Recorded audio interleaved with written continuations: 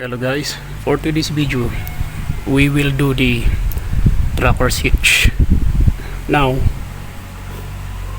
we must anchor first the other side of the rope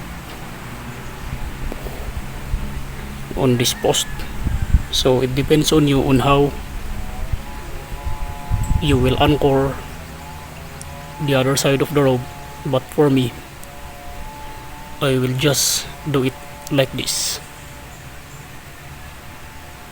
There.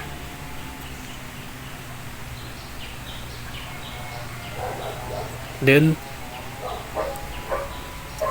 we will proceed to the other side. Now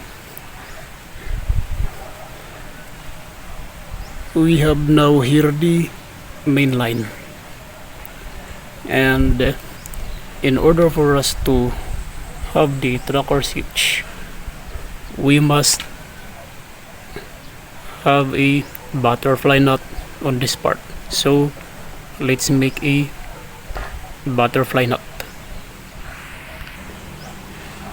Now we'll make a butterfly knot,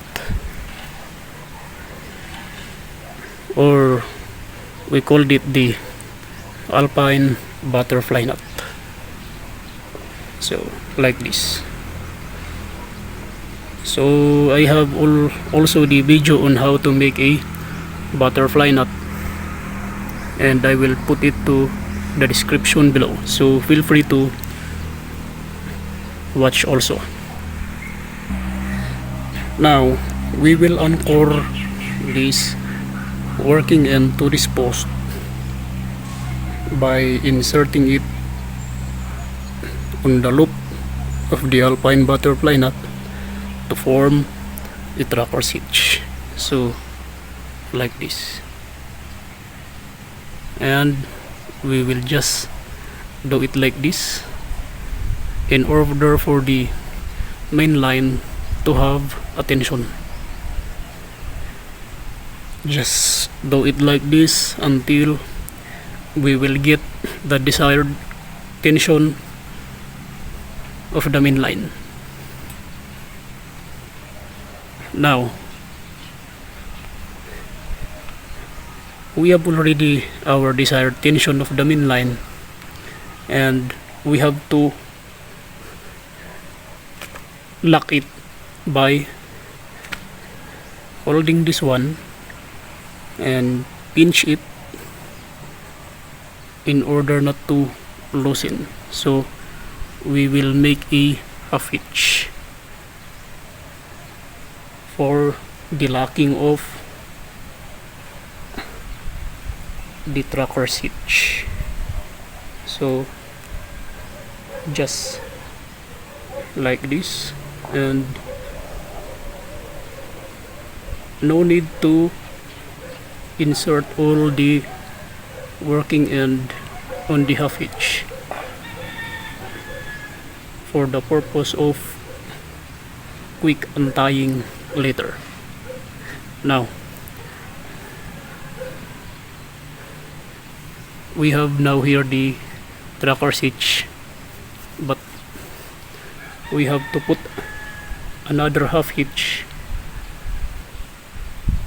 for a more secure hitch like this. Okay, so there you go. We have now the tracker's hitch.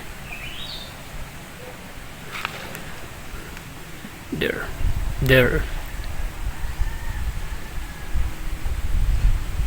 Now we will try to untie the tracker hitch. So all we have to do is just pull this a little bit, then this, then let's pull only one strand, and there you go. After that we will just pull the working end And there you go, it is untied. Then we will also pull this, and just like that. So I hope you learned something on this video. Please subscribe to my channel, keep comment. Thank you and God bless.